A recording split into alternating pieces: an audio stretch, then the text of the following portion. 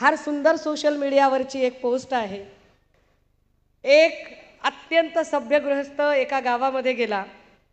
गावात गेल्यानंतर त्याने गावातल्या प्रमुखाला विचारलं, दादा गाव कसं आहे? ते म्हणले गाव एकदम चांगलं आहे। गावातली माणसं कशी आहेत? ते म्हणले गावातली माणसं सुद्धा चांगली आहेत। गाव चांगलं आहे, गावातली माणसं सगळी चांगली आहेत। मग तुमच्या इथं या वाड्यात इथं कोपऱ्यात ही भली मोठी काठी कशासाठी आहे? ते म्हणले गाव सगळं चांगलं आहे, माणसं सुद्धा चांगली आहेत, फक्त त्यांनी बिघडू नये, वळण बिघडलं आणि जरा काही त्यांनी इकडे तिकडे पाऊल टाकलं तर त्यांना जागेवर आणायची म्हणून ही काठी आहे। सर, महाराष्ट्राच्या राजकारणामध्ये जरा कोणी चुकला की ठोकला या न्यायाने जी काठी गरजेची आहे ती काठी म्हणजे आमचे सन्माननीय संजय राऊत साहेब आहेत। राजे हो, लोकसभांचा निकाल लागला आणि लोकसभेच्या निकालानंतर जर कुणी काही बोललं नसतं तर नवल, त्यातली त्यात जे स्वतःला गावठी चाणक्य म्हणून घेतात त्या फडणवीस साहेबांनी दोन शब्द अत्यंत त्यांचे लाडके शब्द झालेले आहेत आणि त्या दोन शब्दांना त्यांनी महाराष्ट्राच्या राजकारणात वारंवार उच्चार करायचा प्रयत्न केला। त्यातला एक अर्थमॅटिक आणि दुसरा फेक नरेटिव्ह। यातल्या अर्थमॅटिक शब्दावर जेव्हा जेव्हा फडणवीस साहेब बोलले तेव्हा तेव्हा मला असं वाटलं की फडणवीसांना अर्थमॅटिक मधलं काही ढेकळं कळत नाही। ते वारंवार जेव्हा अर्थमॅटिक असा शब्द उच्चारतात तेव्हा मुळात त्यांना महाराष्ट्रातलं अर्थशास्त्र आणि इथली आर्थिक घडी बसवण्याच्या दृष्टिकोनातनं एकही शब्द कळत नाही। कारण जर त्यांना अर्थमॅटिक कळलं असतं तर त्यांनी लाडकी बहीण योजनेसारखी योजना जी निव्वळ मतांवर डोळा ठेवत आणि मतांच्या साठी म्हणून, म्हणजे अनेक ठिकाणी सोशल मीडियामध्ये सुद्धा आता ट्रेंड चालू आहे की भाजपाला आली मताची कडकी म्हणून आता यांना वाटायला लागली बहीण आपली लाडकी, अशा पद्धतीनं या सगळ्या लोकांनी ही योजना आणली। मला सातत्याने मी अर्थमॅटिकचा काय इथे संबंध लावते त्याचं कारण सांगितलं पाहिजे की महाराष्ट्रामध्ये सातत्याने अंगणवाडी सेविका असतील, आशा वर्कर असतील, हेल्थ सेंटरच्या प्रायमरी हेल्थ सेंटर मधल्या आमच्या सगळ्या परिचारिका बहिणी असतील, विना अनुदानितच्या शिक्षिका असतील, या सगळ्या मायमाऊल्यांचे पगार, ज्यांचा हक्काचा कष्ट केलेला पगार आहे, जो पगार त्या सातत्याने मागतात तो पगार सरकार त्यांना देत नाही। तिथे पगार द्यायला त्यांच्याकडे अजिबात पैसे नाही आहेत, मात्र एका योजनेसाठी मात्र ते पुढे येतात। बरं, जेव्हा ते योजनेसाठी पुढे येतात, खरं तर मी महिला सक्षमीकरणावर अजिबात जास्त वेळ घालवणार नाही, कारण माझं काम दानवे दादांनी फार सोपं केलंय आणि त्यांनी बऱ्यापैकी या योजनांची उजळणी केली आहे।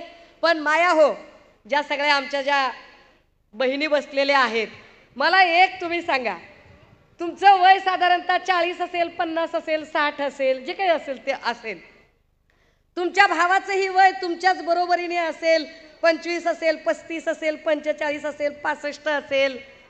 माय, तुमचा भाऊ हा तुम्हाला आता अचानक मिळाला का तुम्ही जन्माला तुमच्या जन्मापासून मिळाला? जन्मापासून मिळाला। आता मला असं सांगा की जर शिंदे साहेबांचं वय साधारणतः 60च्या पुढचं वय आहे तर शिंदे साहेबांना बहिणी या जन्मापासून झालेल्या असतील ना? 60 वर्षामध्ये महाराष्ट्रातली एक पण माय माऊली त्यांची बहीण नव्हती आणि अचानक या सगळ्या बायका त्यांच्या बहिणी झाल्या। मला काही म्हणजे कोणच उलगडत नाहीये की या बायका आधी बहिणी नसतात, 21 वर्ष आधीची बहीण नसते आणि ती 21 वर्षाच्या नंतरची डायरेक्ट बहीण होते। हे कोडं काही मला म्हणजे दया कुछ गडबड आहे। बरं, या सगळ्या बहिणींमध्ये सुद्धा काही बहिणी लाडक्या आहेत आणि काही बहिणी दोडक्या का बरं आहेत ते कळत नाही। काही बहिणी त्यांच्या प्रचंड लाडक्या आहेत। म्हणजे पूजा खेडकरच्या प्रकरणामध्ये जर UPSC सांगते ऑब्जेक्शन घेते, कॅट ऑब्जेक्शन घेतं आणि त्याच वेळेला डिपार्टमेंट ऑफ पर्सनल ट्रेनिंग मात्र त्यांना क्लिअरन्स देतं। डिपार्टमेंट ऑफ पर्सनल ट्रेनिंग अखत्यारीत येतो ते मोदीजींच्या, तिथे तिला क्लिअरन्स मिळतो। म्हणजे पूजा खेडकर ही एक लाडकी बहीण होते। इकडे राज्यामध्ये सुद्धा OBCचं अवनत गटाचं प्रमाणपत्र तिला मिळतं, ते शिंदे साहेबांच्या कारकिर्दीत मिळतं। म्हणजे इथे सुद्धा शिंदे साहेबांची लाडकी बहीण पूजा खेडकर असते। पुण्यामधलं आरोग्य प्रमुखाचं जे पद आहे ते पद पुण्यातल्या सगळ्या सेवा ज्येष्ठतेचे नियम डावलून पुण्यातले जे सगळे सिनियर डॉक्टर्स आहेत जे सरकारी रुग्णालयांमध्ये सेवेत आहेत त्या सगळ्यांना डावलून डॉक्टर मानसी नावाच्या एका अत्यंत नवागत डॉक्टरला ते पद दिलं जातं. म्हणजे डॉक्टर मानसी ही त्यांच्यासाठी लाडकी बहीण असते. अगदी त्याच वेळेला सातत्यानं महिलांच्या प्रश्नांवर बोलण्यापेक्षा, महिलांवर होणाऱ्या अन्याय अत्याचारांवर बोलण्यापेक्षा लोकांच्या आयुष्यात डोकावणे आणि लोकांचे आयुष्य उद्ध्वस्त करणे असं करणाऱ्या वाघबाई सुद्धा त्यांची लाडकी बहीण असतात.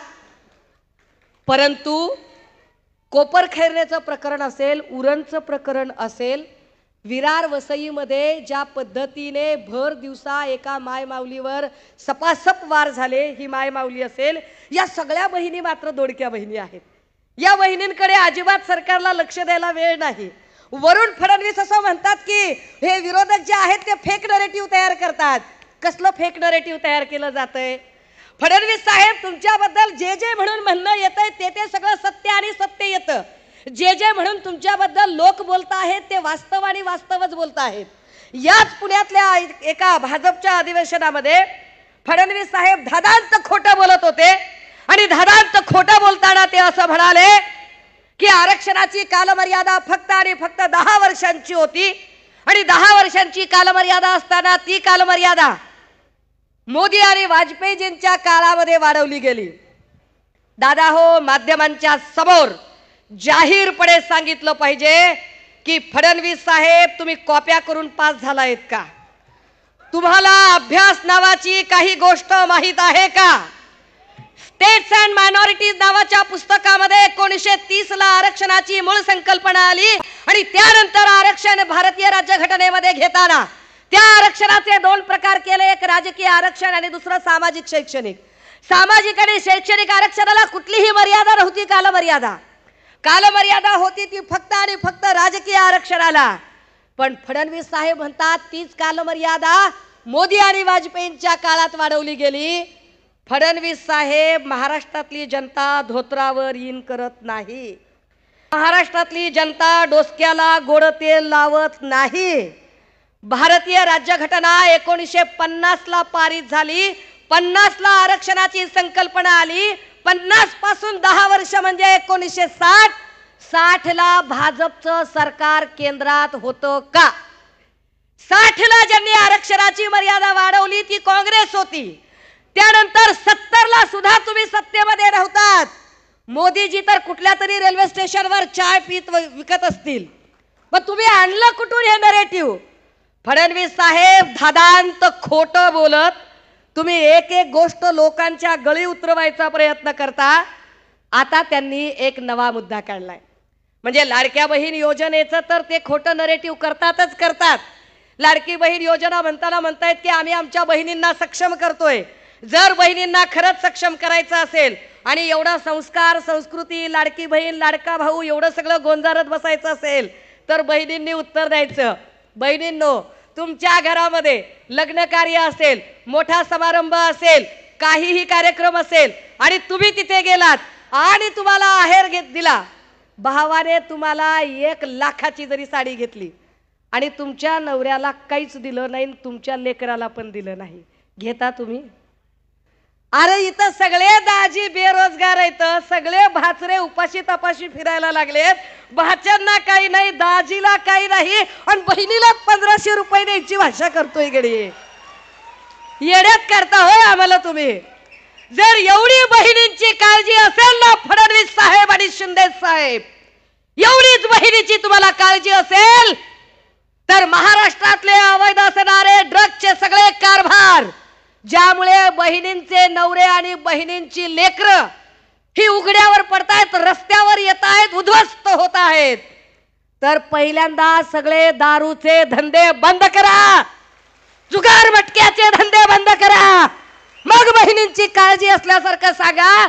आणि राहिला प्रश्न फेक नरेटिव्हचा, काय काय काय बोलतात.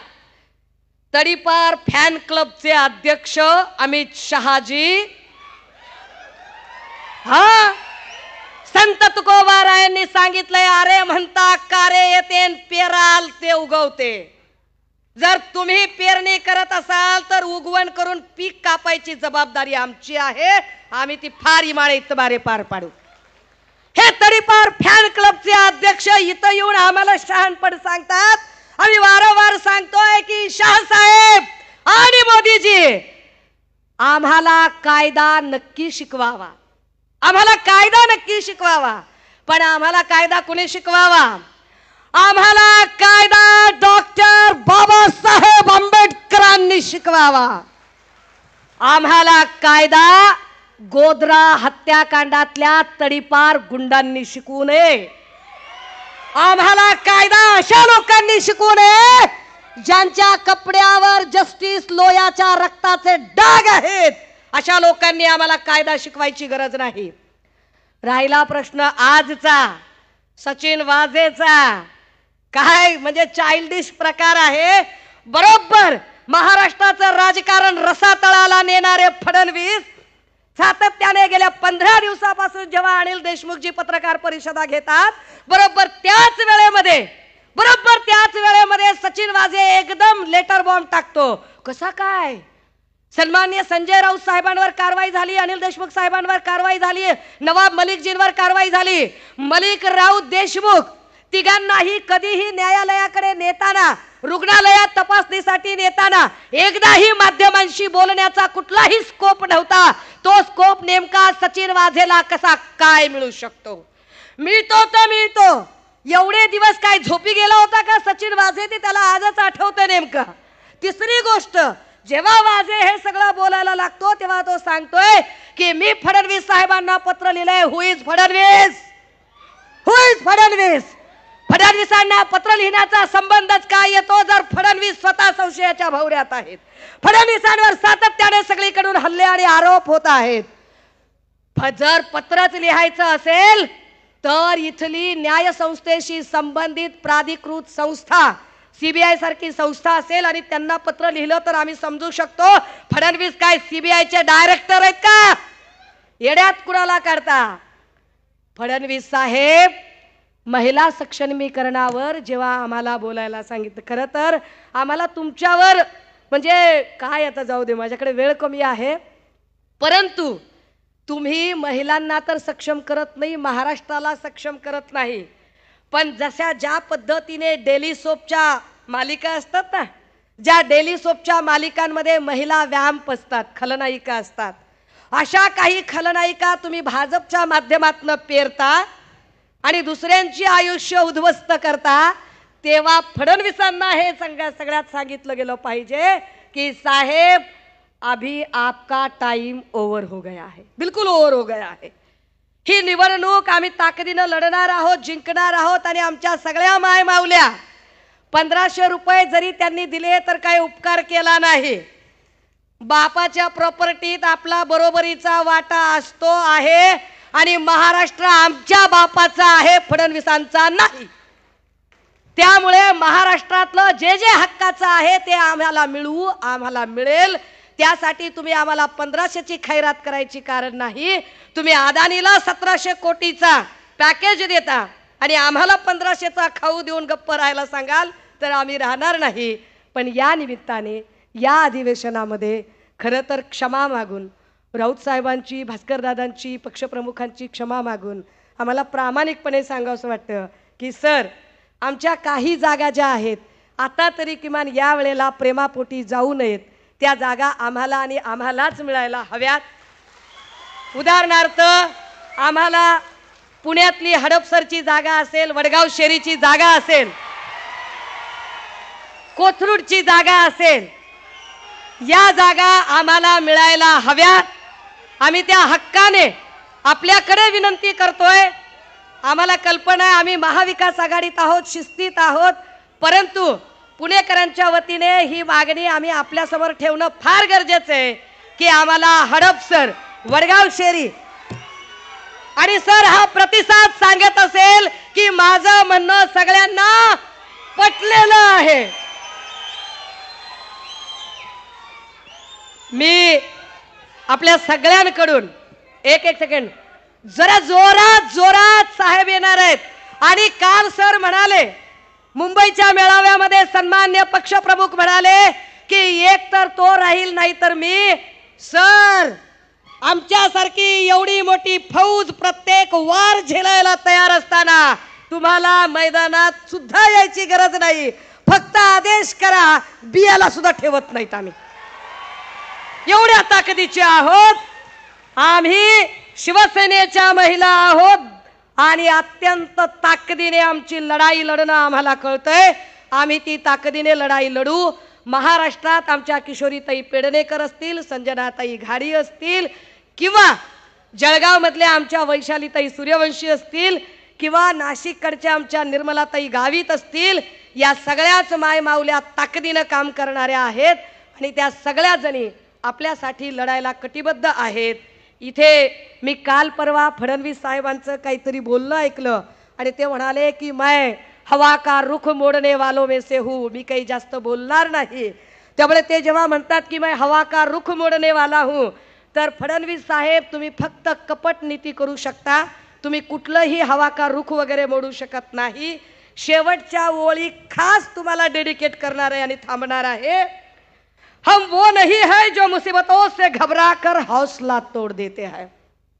हम वो नहीं है जो मुसीबतों से घबरा कर हौसला तोड़ देते हैं. हम वो है जो अगर ठान ले तो हवाओं का भी रुख मोड़ देते हैं. फडणवीस साहब, हमें न ईडी की जरूरत है न सीबीआई की.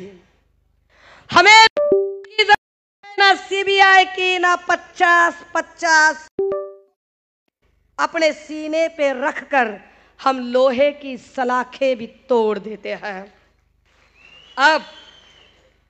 अब ना दिल है ना वो दीवाने, ना वो मैकश, ना वो मैखाने. अब ना वो दिल है, कारण ही युती ज्या मुंडे साहेबांनी वगैरे ती कुणीच माणसं राहिली नाहीत. ना वाजपेयी साहेब राहिले, ना ती विचारधारा जपणारी भाजपा राहिली.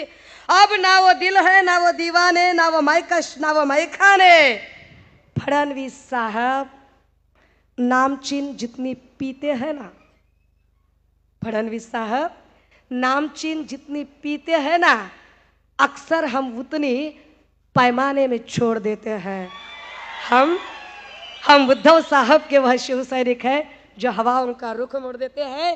कुणाच्याही भावना दुखवायच्या नव्हत्या, पण दुखल्याच असतील तर त्याला माझा नाईलाज आहे. मला असंच बोलायचं होतं. थांबते, रजा घेते. जय हिंद, जय महाराष्ट्र.